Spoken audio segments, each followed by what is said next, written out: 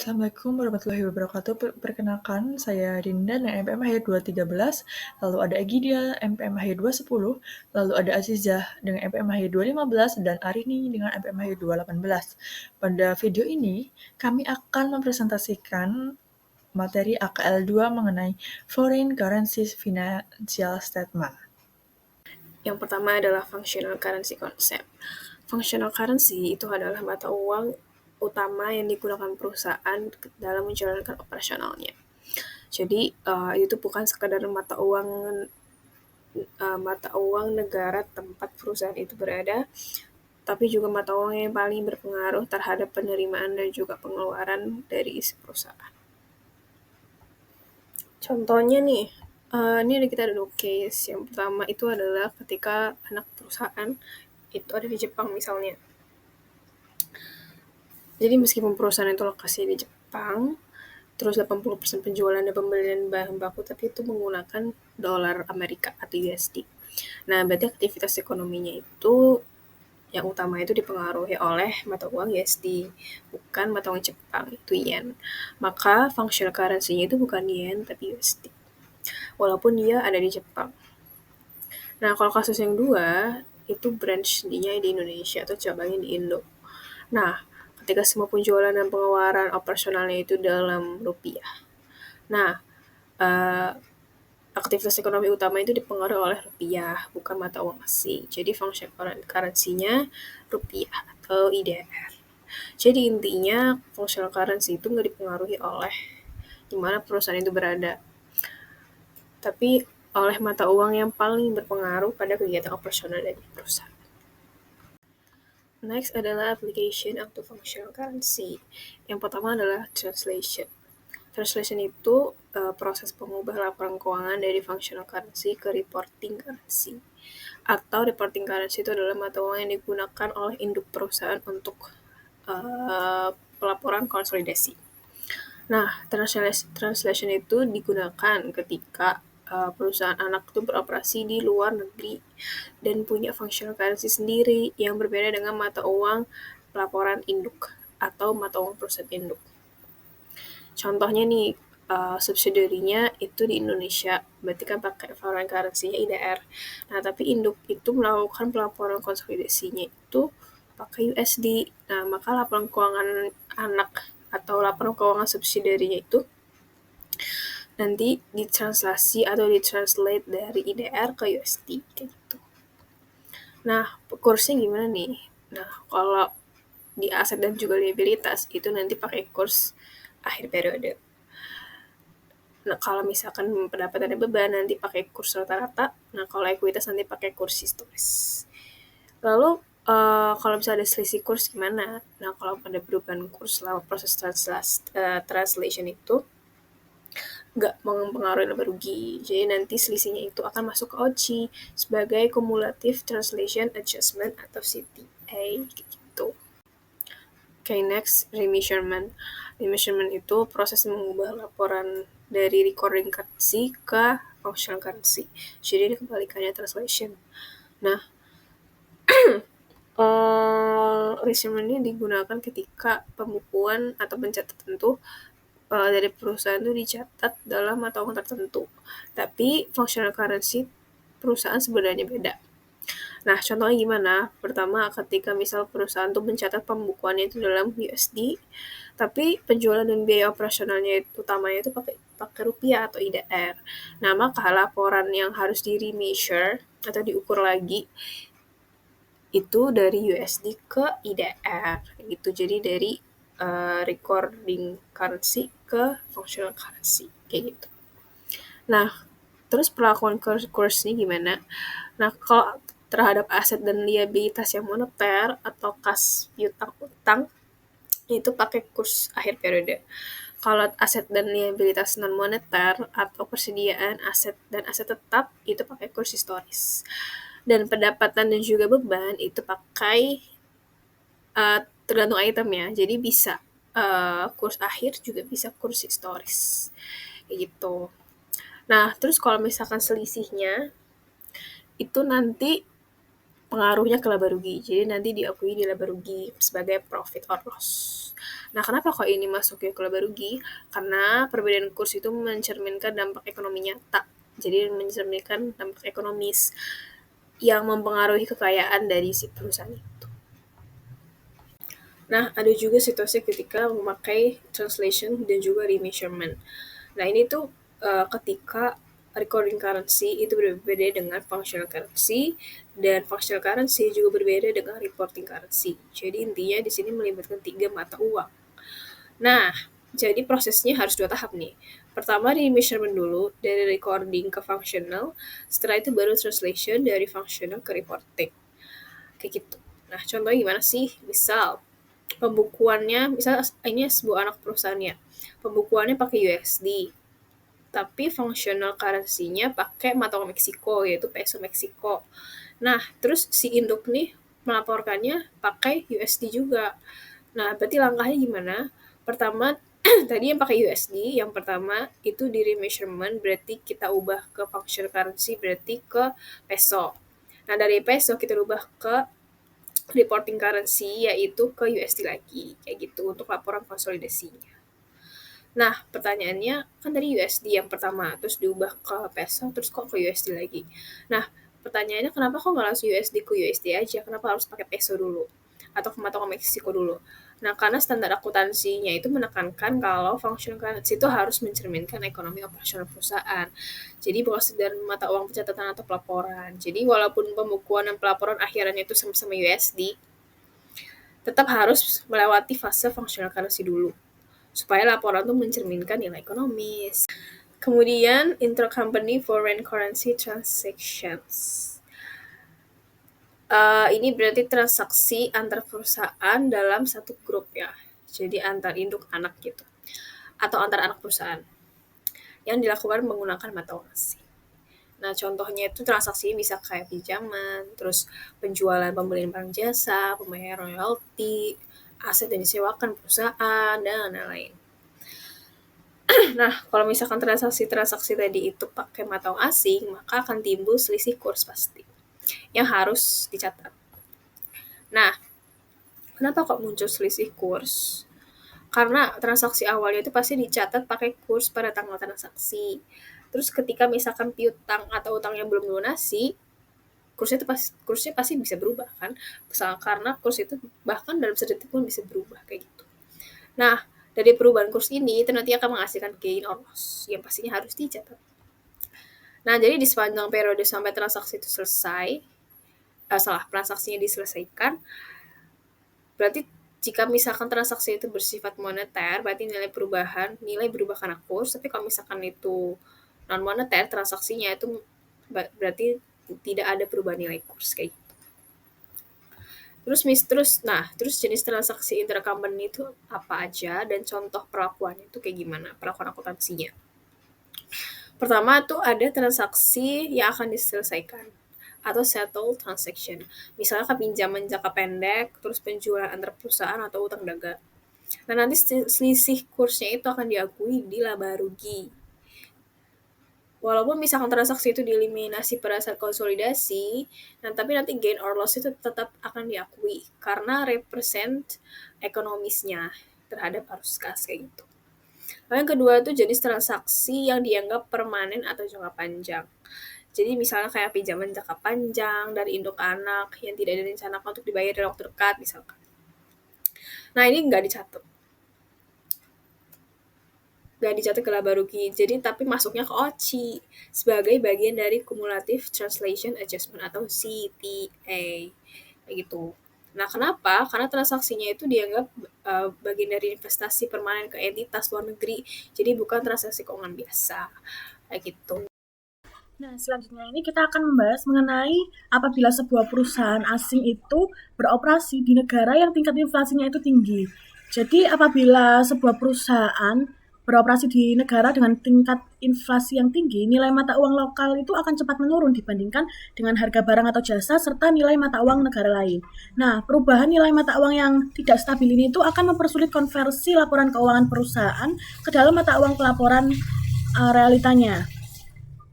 Dan dengan kondisi seperti ini, untuk mengatasi hal tersebut itu FASB itu menetapkan bahwa perusahaan-perusahaan tersebut itu harus menggunakan metode nilai tukar saat ini atau current rate. Jadi keuntungan dan kerugian konversi atas pertukaran atau konversi mata uang ini tuh akan dilaporkan dalam pendapatan komprehensif lainnya. Nah, lalu ada perlakuan khusus untuk di negara yang tingkat inflasinya itu sangat tinggi. Jadi dengan kondisi yang demikian, FASB itu mensyaratkan penggunaan kembali mata uang pelaporan, bukan mata uang yang lokal sebagai mata uang fungsional perusahaan untuk tujuan penyusunan laporan keuangan konsolidasi. Dampak dari metode ini itu, keuntungan dan kerugian dari pengukuran kembali pos-pos keuangan perusahaan asing itu akan langsung diakui dalam laba bersih perusahaan induk selama periode berjalan. Hal ini akan mencerminkan dampak inflasi tinggi pada entitas yang dikonsolidasi. Di bagian selanjutnya, kita akan membahas bagaimana sebuah aset atau liabilitas dari perusahaan asing ini akan diperlakukan apabila terjadi akuisisi oleh perusahaan Amerika Serikat atau yang biasa kita kenal dengan business combination. Nah, yang pertama kita akan membahas bagaimana sih penyesuaian nilai wajar aset dan liabilitasnya. Pada saat tanggal akuisisi, semua aset dan liabilitas yang teridentifikasi dari perusahaan asing itu akan disesuaikan terlebih dahulu ke nilai wajar mata uang lokalnya. Nah, setelah disesuaikan, kemudian nilai wajar tersebut itu akan dikonversikan ke dalam dolar US menggunakan kurs saat ini atau current exchange rate yang berlaku pada tanggal akuisisi itu. Nah, setelah disesuaikan lalu dikonversikan, ada timbul selisih antara nilai wajar investasi yang dibayarkan dengan nilai bersih aset yang diakuisisi tadi. Nah, hal itu akan dicatat sebagai goodwill atau keuntungan pembelian murah sesuai dengan GAAP. Lalu di bagian kedua ini kita akan membahas bagaimana perbedaan nilai wajar atau nilai buku yang diakuisisi akan dialokasikan ke aset, liabilitas, atau goodwill. Nah, di subbab yang kedua ini dijelaskan dua skenario utama. Jadi apabila sebuah perusahaan Amerika Serikat mengakuisisi perusahaan aset yang diakuisisi seringkali akan memiliki nilai wajar yang lebih tinggi daripada nilai bukunya. Nah, selisih ini itu akan didepresiasi seiring waktu dengan cara menghitung beban penyusutan dan selisih kurs ini. Nah, dua skenario yang telah saya sebutkan tadi itu apabila mata uang lokal adalah mata uang fungsional perusahaan tersebut, atau skenario kedua apabila mata uang lokal bukan mata uang fungsional. Jadi kalau misalkan skenario yang pertama tadi itu akan menggunakan metode translation, apabila metode yang kedua itu akan menggunakan metode remeasurement, yaitu terjadi jika ekonomi lokal dianggap sangat inflasi, anak perusahaan asing harus menggunakan mata uang pelaporan atau USD sebagai mata uang fungsionalnya. Nah, perbedaan kuncinya itu kalau misalkan metode translation, kurs yang digunakan itu akan menggunakan kurs rata-rata dan selisih kurs itu akan dicatat pada bagian other comprehensive income di luar laba bersih. Namun apabila menggunakan skenario yang kedua atau menggunakan metode remeasurement, maka nilai depresiasi itu akan menggunakan kurs historis dan selisih kurs itu akan langsung mempengaruhi laba rugi dan dicatat pada laba rugi, yaitu mempengaruhi laba bersihnya. Nah, terakhir itu perhitungan untuk non-controlling interest. Jadi didasarkan pada laporan keuangan anak perusahaan yang sudah diukur kembali dengan mata uang yang setelah disesuaikan, perhitungan non-controlling interest ini itu akan disesuaikan dengan perbedaan nilai wajar atau nilai bukunya. Dan terakhir yang akan saya bahas ini itu mengenai translasi neraca saldo anak perusahaan asing. Nah, bagian ini tuh akan menjelaskan bagaimana sih sebuah perusahaan akan mengkonversi neraca saldo anak perusahaannya dari mata uang fungsional ke dalam mata uang dolar USD. Nah, karena udah kita bahas sebelumnya, ada yang namanya metode nilai tukar saat ini atau current rate method. Pada bagian ini tuh akan menggunakan metode ini sebagai dasar untuk melakukan translasi. Metode ini tuh memiliki beberapa aturan konversi yang berbeda untuk setiap jenis akunnya. Yang pertama itu pada aset dan liabilitas, apabila aset dan liabilitas ini akan dikonversi mata uangnya, maka harus dikonversi menggunakan kurs pada tanggal neraca tahun tersebut. Lalu pada pendapatan dan beban, akun laba rugi pendapatan dan beban ini itu akan dikonversi menggunakan kurs rata-rata yang berlaku selama periode akuntansi. Atau ini tuh sesuai dengan metode translation tadi.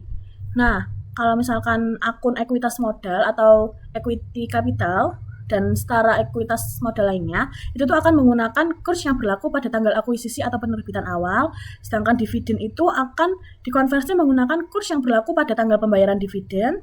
Laba ditahan itu akan dihitung sebagai akun penyeimbang setelah semua akun lain dikonversi dan disesuaikan. Saldo ini itu akan termasuk laba ditahan awal yang telah dikonversi ditambah dengan laba bersih periode berjalan dan dikurangi oleh dividennya. Oke, selanjutnya yakni equity method of accounting. Jadi, Pat mencatat investasi awal pada start sebesar 525.000, lalu menggunakan metode ekuitas untuk mencatat anak perusahaan luar negeri tersebut dengan memakai laporan keuangan start yang telah diterjemahkan. Nah, ketika menerima dividen sebesar 30.000 euro atau setara $42.600 pada 1 Desember 2017, nah, Patung membuat jurnal cash pada investasi sebesar 42.600. Nah, ini artinya dividen yang diterima itu dapat mengurangi nilai investasi. Nah, lalu, Pat menerima dividen ini ketika kurs pertukaran itu sebesar $1,42, sehingga dividen yang dibayarkan oleh Start itu juga harus diterjemahkan ke dalam dolar dengan menggunakan kurs saat dividen tersebut dibayarkan, yakni $1,42. Nah, untuk lebih lanjut itu bisa dilihat pada gambar sisi paling kanan. Lalu, Pat mengakui bagian kepemilikannya atas laba Start tahun 2017 dalam sebuah ayat jurnal yang juga mencatat rugi transaksi Start yang belum diakui. Nah, ayat jurnal untuk tahun 2017 itu sebagai berikut. Jadi ada investment in Start dan other comprehensive income, yakni activity assistance or transaction pada pendapatan dari Start.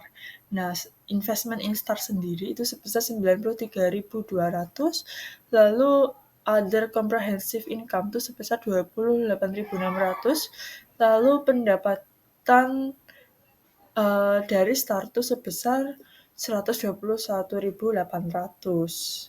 Nah, ayat ini mengakui 100% laba bersih Start tahun 2017 dalam dolar sehingga pendapatan investasi dan juga memasukkan rugi transaksi sebesar 28.600 ke dalam penghasilan komprehensif lain pada pembukuan PAT.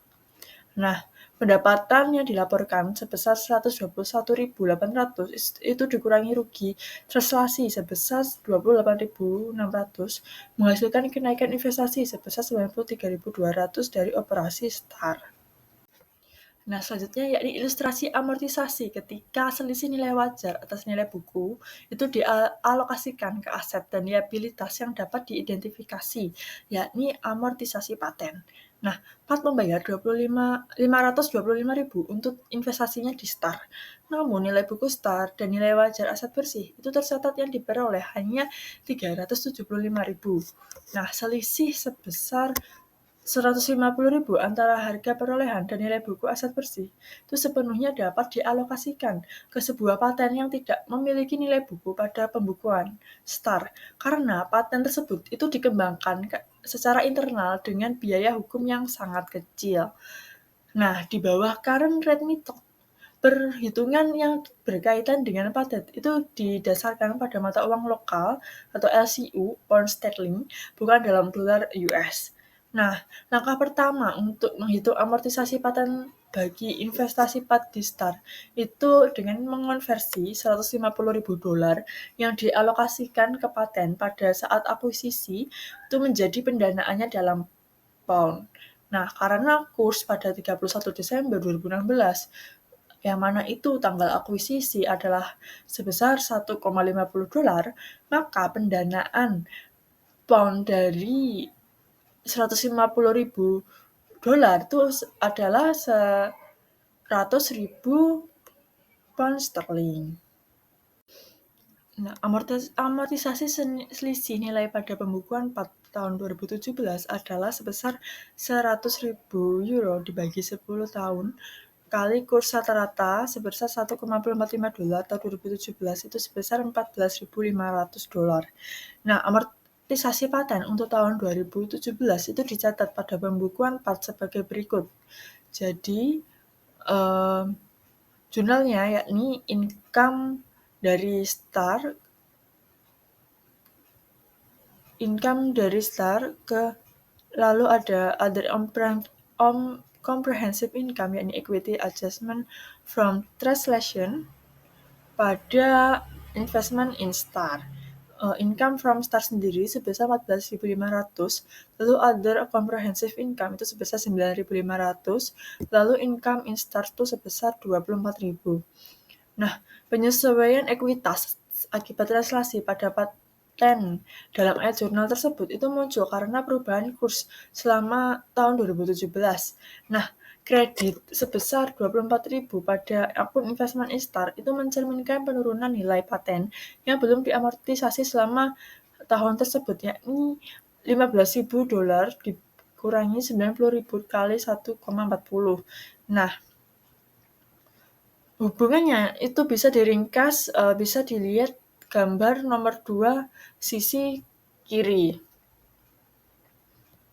Nah, sebagai alternatif, penyesuaian ekuitas sebesar 9.500 dapat dihitung sebagai berikut. Yang pertama, 10.000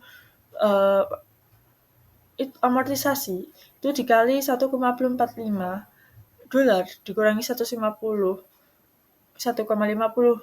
dolar. Nah, itu menyebabkan penurunan kurs hingga pertengahan tahun sebesar 500.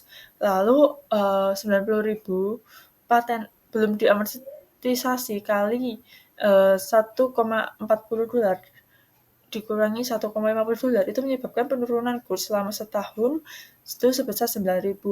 Nah, jadi kalau di total penyesuaian ekuitasnya itu sebesar 9.500. Nah, perlu diperhatikan juga bahwa penyesuaian ekuitas ini hanya dicatat pada pembukuan PAT karena paten tersebut tidak dicatat dalam pembukuan STAR. Nah, penyesuaian serupa itu diperlukan ketika selisih nilai wajar di atas nilai buku itu dialokasikan ke aset dan liabilitas lain yang dapat diidentifikasi dan metode current rate itu digunakan. Nah, selanjutnya yakni konsolidasi. Bisa dilihat gambar paling kanan, itu gambar yang memuat final statement consolidation worksheet untuk Pet Corporation dan Star Company untuk tahun yang berakhir pada 31 Desember 2017. Nah, jadi, Pat melaporkan pendapatan dari Star sebesar 107.300 dolar, yakni bagian part atas laba yang dilaporkan Star sebesar 121.800 dolar, dikurangi amortisasi paten yang belum dicatat sebesar 14.500. Nah, saldo akun investment Instar itu sebesar 551.600. Itu sesuai dengan rekonsiliasi yang dijelaskan sebelumnya. Nah, PAT juga memiliki saldo equity adjustment itu sebesar 38.100 yang sama dengan penyesuaian equity Star sebesar 28.600 yang dicatat PAT ketika menerapkan metode ekuitas dan juga termasuk dalam laporan keuangan Star yang telah diterjemahkan. Nah, sisa penyesuaiannya itu sebesar 9.500 terkait dengan paten yang tidak tercatat yang hanya dicatat oleh PAT. Nah, lalu prosedur konsolidasi anak perusahaan luar negeri itu sama dengan prosedur konsolidasi anak perusahaan domestik. Nah, urutan working paper entries-nya juga sama. Jadi sesuai dengan gambar yang kanan ya. Yang pertama itu ada income from Star pada dividen dan investment in Star. Untuk income from Star-nya sendiri sebesar 107.300, lalu dividennya sebesar 42.600, dan investment in Star itu sebesar 64.700. Nah, entry B itu mengeliminasi saldo ekuitas dan investment yang saling berlawanan pada jumlah awal periode dan memasukkan saldo awal paten. Lalu, entry C itu menyesuaikan akun investment instar untuk rugi yang belum direalisasi, mengeliminasi rugi transaksi yang belum direalisasikan terkait paten, dan mengeliminasi akun ekuitas terakhir star. Nah, akun equity adjustment from translation. Nah, untuk jurnalnya bisa dilihat pada slide berikut ini. Nah, untuk memahami lebih baik apa yang diwakili oleh perubahan saldo akun accumulated other comprehensive income, nah perubahan tersebut itu dihitung langsung oleh STAR, bisa dilihat perhitungan berikut dengan ending AOC transaction loss itu sebesar 28.600.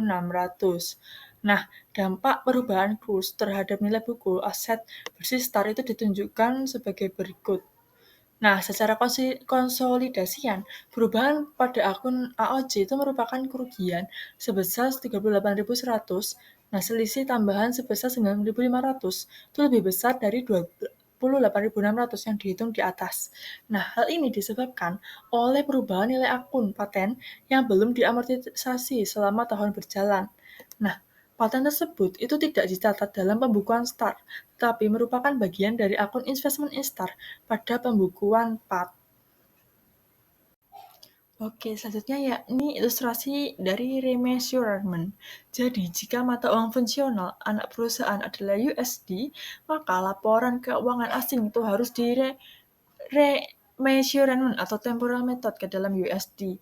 Nah, selain kurs dari remeasurement itu diakui langsung dalam laba rugi, bukan OCI. Nah, pada akuisisi, remeasurement itu sama dengan translasi menggunakan kurs saat itu. Nah, aset non-moneter, misalnya paten, itu di remeasurement pada kurs historis, sehingga nilai tidak berubah akibat perubahan kurs di masa depan. Nah, jadi amortisasi itu paten tetap sebesar 15.000 per tahun. Nah, pos moneter seperti kas, piutang, utang, dan obligasi itu di remeasurement pada kurs saat ini. Nah, biaya moneter di remeasurement pada kurs rata-rata, sedangkan aset tetap dan depresiasi pada kurs historis. Nah, kita masuk ke the equity method and consolidation. Ini merupakan masih sambungan dari dari 14.8, di mana pada slide ini kita membahas bagaimana Pat Corporation menggabungkan laporan keuangan anak perusahaannya yaitu Star Company.